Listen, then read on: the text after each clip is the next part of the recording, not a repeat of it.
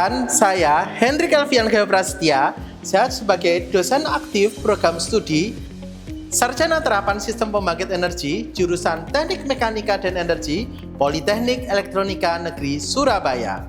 Video ini dibuat dengan tujuan memenuhi persyaratan sertifikasi dosen, yaitu dokumen pernyataan diri dosen dalam unjuk kerja Tridharma Perguruan Tinggi di bidang pengajaran sebagai syarat penilaian sertifikasi dosen tahun 2025. Bidang keahlian saya adalah instrumentasi dan pengendalian proses. Saya menjadi dosen pengampu mata kuliah workshop pengendalian proses, perpipaan, dan instrumentasi. Pada kesempatan ini, saya akan menjelaskan mata kuliah workshop pengendalian proses, perpipaan, dan instrumentasi yang memiliki kode PE 044108 yang merupakan mata kuliah inti program studi. Mata kuliah ini diajarkan pada semester 4 dengan bobot 2 SKS dan 1 jam tatap muka, 2 jam penugasan, dan 1 jam tugas mandiri. Terdapat 7 macam capaian pembelajaran pada mata kuliah ini. Yang pertama, mampu menerapkan prinsip-prinsip matematika di bidang pembangkit tenaga listrik. Kedua, mampu menerapkan prinsip-prinsip sains alam di bidang pembangkit tenaga listrik. Yang ketiga, mampu menerapkan prinsip-prinsip matematika dan sains alam serta prinsip rekayasa di bidang pembangkitan tenaga listrik untuk menyelesaikan masalah rekayasa teknologi pembangkit, khususnya di sektor penyediaan sumber energi listrik dan konservasi energi listrik. Keempat, mampu melakukan riset untuk mengembangkan pemanfaatan energi baru terbarukan yang mencakup identifikasi, formulasi, dan analisis masalah rekayasa. Kelima, mampu mengumpulkan data dan informasi, melakukan analisa yang benar, menggunakan bukti kualitatif dan kuantitatif untuk menyusun argumentasi ilmiah dan mengambil keputusan yang tepat. 6.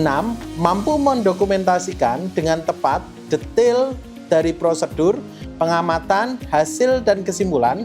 Dan yang terakhir, menunjukkan sikap bertanggung jawab atas pekerjaan di bidang keahlian secara mandiri. Untuk mencapai CPL tersebut, diturunkan menjadi CPMK atau capaian pembelajaran mata kuliah. Terdapat 4 macam CPMK yang digunakan. CPMK yang pertama, mahasiswa dapat memahami konsep dasar sistem pengendalian proses, sistem perpipaan, dan sistem instrumentasi. Sedangkan untuk mencapai CPMK tersebut, terdapat 3 macam sub-CPMK. Sub-CPMK yang pertama, mahasiswa mampu menjelaskan komponen-komponen penyusun sistem pengendalian beserta bagian-bagiannya setelah belajar dasar-dasar sistem pengendalian dengan tingkat kebenaran mencapai 80%. Sub-CPMK kedua, mahasiswa mampu menjelaskan aliran proses pada masing-masing unit operasi di pembangkit setelah mendapatkan materi aliran proses sistem PLTU dengan tingkat pemahaman mencapai 75%. Sub-CPMK ketiga, mahasiswa mampu menghitung nilai DOF atau Degree of Freedom pada masing-masing unit operasi sistem pengendalian proses setelah mendapatkan materi sistem pemodelan dengan tingkat pemahaman mencapai 75%. Sedangkan CPMK kedua, mahasiswa mampu menjelaskan konsep pengendalian proses pada masing-masing unit operasi di pembangkit listrik. Untuk mencapai CPMK kedua, diperlukan 3 macam sub-CPMK. Sub-CPMK yang pertama, mahasiswa mampu membangun aliran proses pada masing-masing unit operasi menggunakan gambar PFD atau Process Flow Diagram setelah mendapatkan materi aliran proses sistem PLTU dengan tingkat pemahaman mencapai 75%. Sub-CPMK kedua, mahasiswa mampu membangun Process Flow Diagram dari PLTU menggunakan simulasi steady state HYSYS setelah diberikan materi tentang cara membuat simulasi steady state HYSYS dengan tiap-tiap unit operasi dengan tingkat pemahaman mencapai 75%. Sub-CPMK ketiga, mahasiswa mampu membangun sistem pengendalian proses dari sistem PLTU menggunakan simulasi dynamic state HYSYS setelah diberikan materi tentang cara membuat simulasi dynamic state HYSYS pada tiap-tiap unit operasi dengan tingkat pemahaman mencapai 75%. CPMK ketiga, mahasiswa mampu menganalisa hasil respon dinamik sistem pengendalian. Untuk mencapai CPMK ketiga diperlukan dua macam sub CPMK. Sub CPMK yang pertama, mahasiswa mampu menganalisis sistem pengendalian PID atau proporsional integral derivatif di PLTU menggunakan simulasi dynamic state HYSYS dan Simulink MATLAB setelah diberikan materi tentang sistem pengendalian proses berbasis PID dengan tingkat pemahaman mencapai 75%. Sub CPMK kedua, mahasiswa mampu mengevaluasi hasil sistem pengendalian pada masing-masing unit operasi penyusun sistem pengendalian setelah belajar tentang sistem pengendalian proses dengan tingkat pemahaman mencapai 75%. CPMK yang terakhir, mahasiswa dapat mengintegrasikan antara hasil simulasi dengan real plan dalam skala laboratorium. Untuk mencapai CPMK keempat, terdapat tiga macam sub CPMK. Sub CPMK yang pertama, mahasiswa mampu membangun atau mendevelop PNID dari PFD untuk sistem proses industri berdasarkan standar setelah mendapatkan penjelasan cara mengembangkan PFD ke dalam PNID dengan pemahaman sebesar 70%. Sub CPMK yang kedua, setelah mahasiswa berhasil mendevelop gambar PFD ke dalam gambar PNID, mahasiswa mampu merancang sistem perpipaan dan instrumentasi sebagai monitor, controlling, protection dengan pemahaman sebesar 70%. Sub CPMK yang ketiga, mahasiswa mampu merancang hasil simulasi di software Aspen HYSYS ke dalam pembuatan alat pengendalian proses sederhana dalam skala laboratorium. Untuk deskripsi mata kuliah workshop pengendalian proses, perpipaan dan instrumentasi, materi kuliah ini merupakan materi kuliah inti, sehingga pemahamannya sangat diperlukan untuk kelancaran proses belajar mengajar pada mata kuliah sistem kontrol di semester selanjutnya. Mata kuliah ini membahas tentang konsep dasar sistem pengendalian proses, sistem perpipaan, sistem instrumentasi, penjelasan konsep pengendalian proses pada masing-masing unit operasi di pembangkit listrik, menganalisa hasil respon dinamik sistem pengendalian, dan mengintegrasikan antara hasil simulasi dengan real plan dalam skala laboratorium. Untuk mendukung capaian pembelajaran, materi yang diajarkan pada mata kuliah workshop pengendalian proses, perpipaan dan instrumentasi antara lain: pertama, komponen-komponen penyusun sistem pengendalian beserta bagian-bagiannya. Kedua, aliran proses pada masing-masing unit operasi di pembangkit. Ketiga, menghitung nilai fungsi transfer pada masing-masing unit operasi. Keempat, menghitung nilai degree of freedom atau DOF pada masing-masing unit operasi sistem pengendalian proses. Kelima, membuat proses flow diagram atau PFD, proses pada PLTU menggunakan simulasi steady state dan dynamic state HYSYS. Keenam, membuat blok fungsi transfer sistem pengendalian proses menggunakan software Simulink MATLAB. Ketujuh, menganalisa sistem pengendalian PID proporsional integral derivatif di PLTU menggunakan simulasi dynamic state HYSYS dan Simulink MATLAB. Kedelapan, menentukan jenis-jenis tuning PID yang tepat untuk sistem pengendalian proses di PLTU. Dan yang terakhir, menganalisis respon dinamik. Berikut adalah beberapa buku yang digunakan untuk acuan dalam perkuliahan. Referensi utama menggunakan Proses Dynamic and Control karya dari Seaborg dan kawan-kawan.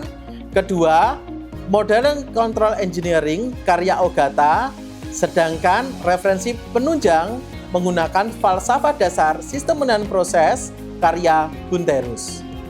Mata kuliah workshop pengendalian proses, perpipaan dan instrumentasi diajarkan dalam 16 pertemuan yang terdiri dari UTS pada minggu ke-7, UAS pada minggu ke-14, sedangkan minggu ke-15 dan 16 untuk demo project. Nah, kuliah ini dilakukan secara sinkron berupa kuliah tatap muka dengan metode ceramah, kuliah, dan responsi. Di akhir perkuliahan akan diberikan tugas menyelesaikan contoh soal dan pembuatan resume. Teknik penilaian adalah dengan memberikan tugas, menilai tugas, dan memberikan pertanyaan secara lisan pada saat perkuliahan. Berikut adalah bobot penilaian tugas sebesar 25%, UTS 35%, UAS 40%. Berikut ini adalah rekaman video pembelajaran mata kuliah workshop pengendalian proses, perpipaan, dan instrumentasi. Selamat menyaksikan.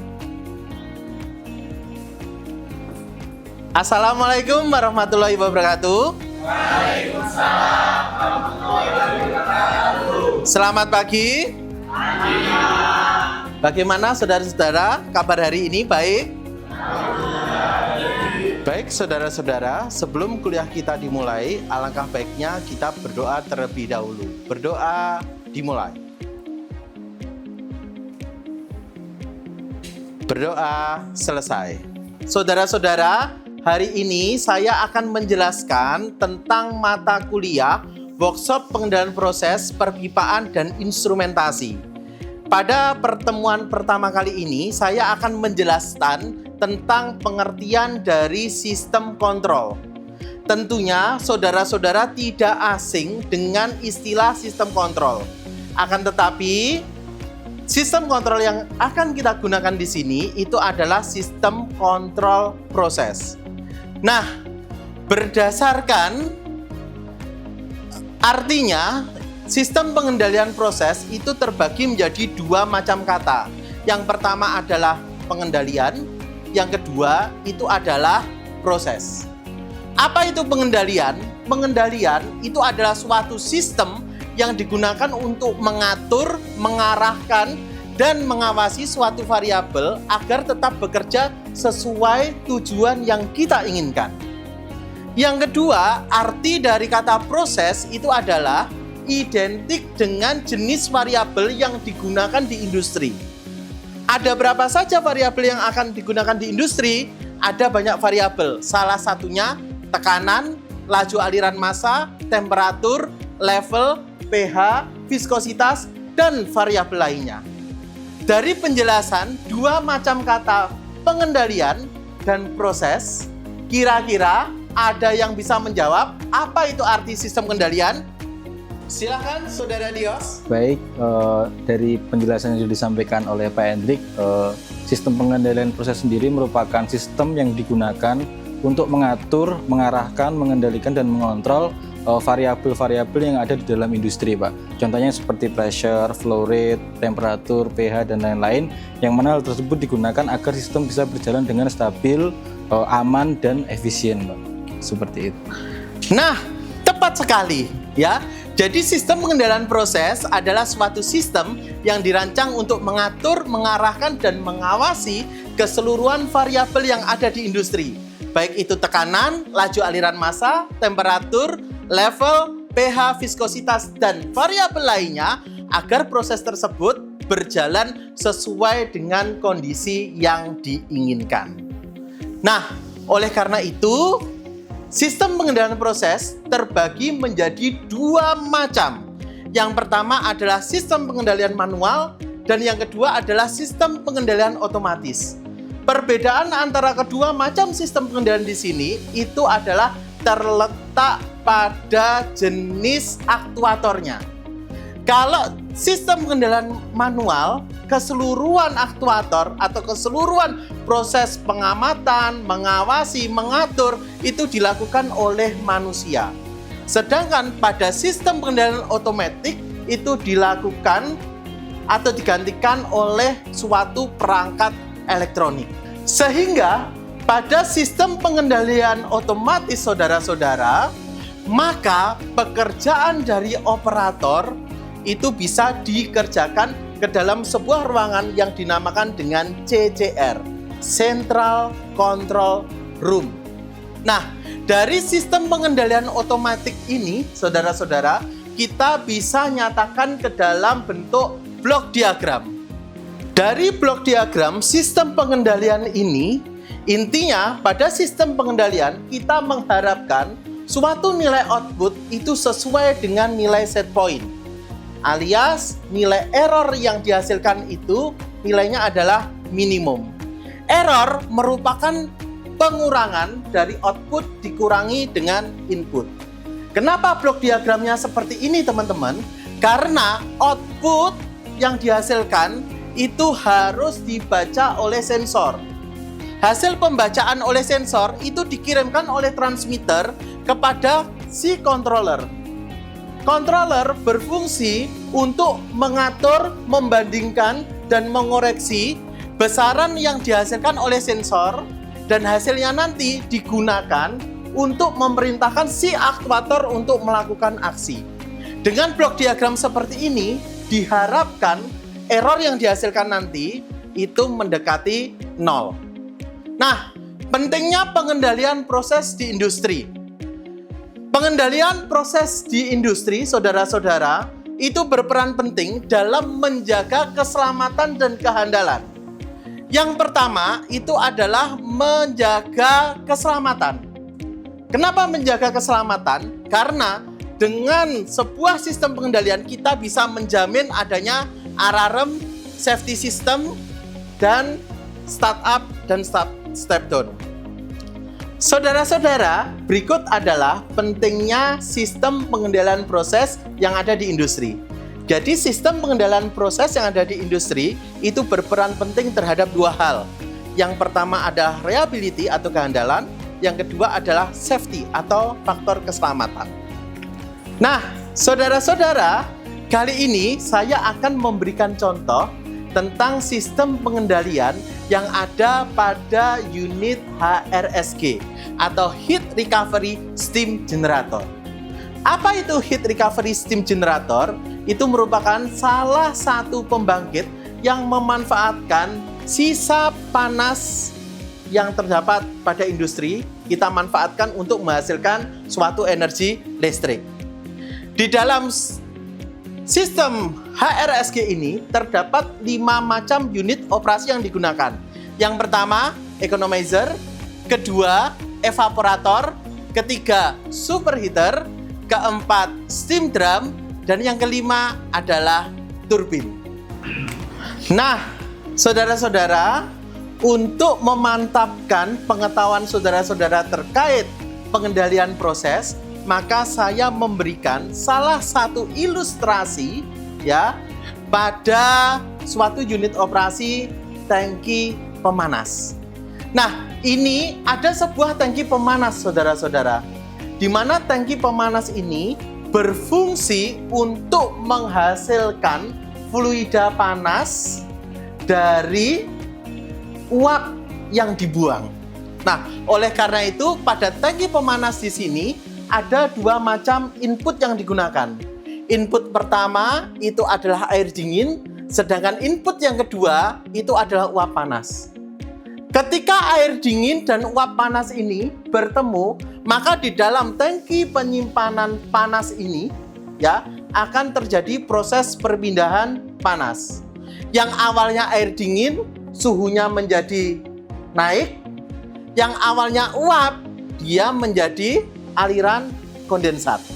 Nah, dari sini dalam penentuan pengendalian proses kita memerlukan 3 macam hal. Yang pertama adalah PV atau proses variabel. Yang kedua itu adalah manipulated variable, dan yang ketiga itu adalah disturbance variable. Dari ilustrasi yang saya jelaskan tadi, kira-kira ada yang bisa menjawab apa proses variabel yang digunakan? Baik, proses variabel pada sistem kontrol ini adalah temperatur pada tangki pemanas, Pak. Tepat sekali. Jawabannya adalah temperatur pada tangki pemanas. Selanjutnya, ada yang bisa menjawab kira-kira manipulated variable yang digunakan apa? Silakan, Saudari Berninda. Ya, manipulated variable pada sistem pengendalian tersebut yaitu laju aliran steam atau uap. Baik, kita lihat jawabannya. Tepat sekali. Jadi manipulated variable yang digunakan adalah laju aliran uap. sekarang siapa yang bisa menentukan disturban yang digunakan? Saya, Pak. Silakan, Saudari Anissa. Untuk disturbance variabelnya itu laju aliran cold water atau air dingin, Pak. Baik, kita cek. Tepat sekali. Jawabannya adalah laju aliran pada cold water atau air dingin. Nah, saudara-saudara, dalam sistem pengendalian proses itu terdapat berbagai macam strategi pengendalian yang digunakan. Yang pertama itu adalah feedback control, yang kedua itu adalah feed forward control, dan yang ketiga itu adalah cascade control. Apa itu feedback control? Feedback control adalah salah satu jenis sistem pengendalian yang berfungsi untuk mengurangi nilai error yang digunakan. Sedangkan feed forward control itu adalah salah satu jenis sistem pengendalian yang berfungsi mengatasi nilai disturban yang mengenai sistem. Akan tetapi pada feed forward controller, letak disturban yang digunakan itu berada pada load atau beban. Yang ketiga itu adalah cascade controller. Cascade controller itu adalah salah satu strategi pengendalian yang berfungsi untuk mengatasi disturban yang masuk ke dalam sistem, akan tetapi perbedaannya terletak pada jenis disturbannya. Kalau cascade ini disturbannya terletak pada manipulated variable.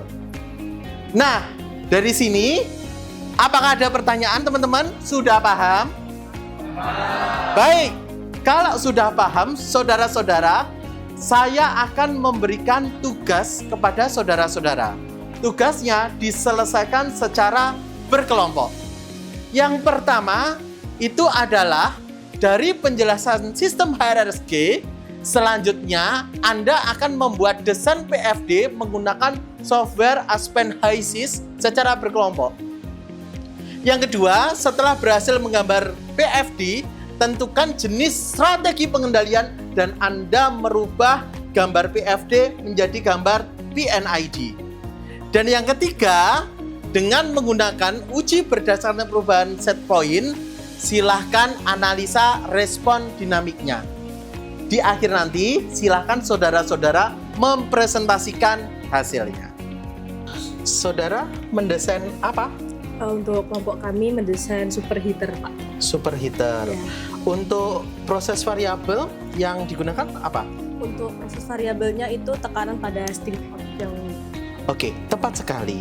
Saran saya, nanti saudara ketika mendesain superheater di software Aspen HiSys, saudara harus menjelaskan dan menambahkan jenis strategi pengendalian yang digunakan apa. Oke. Boleh menggunakan feedback boleh, menggunakan feed forward boleh, menggunakan cascade juga boleh. baik. Silahkan dilanjutkan. Baik, dari kelompok saya kali ini akan membahas tentang steam drum. Untuk yang dikendalikan di steam drum kali ini adalah level air di dalam tangki. Dengan proses variabel di dalam steam drum ini adalah level air tangki, dan manipulate variabel adalah laju aliran yang keluar dari tangki. Kemudian disturban variabel adalah laju aliran yang masuk ke dalam tangki.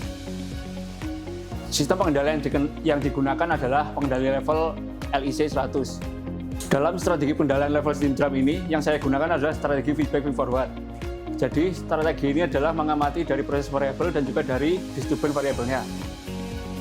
Dalam strategi ini, disturban variabel cukup mempengaruhi dalam pengukuran di LIC, sehingga perlu untuk diamati juga di disturbannya.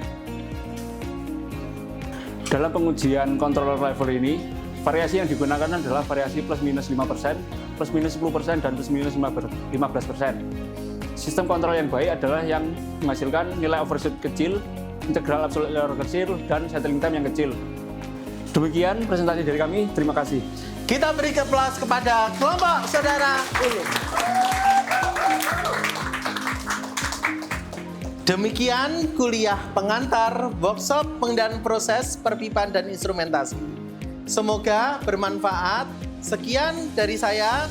Terima kasih. Wassalamualaikum warahmatullahi wabarakatuh. Waalaikumsalam warahmatullahi wabarakatuh.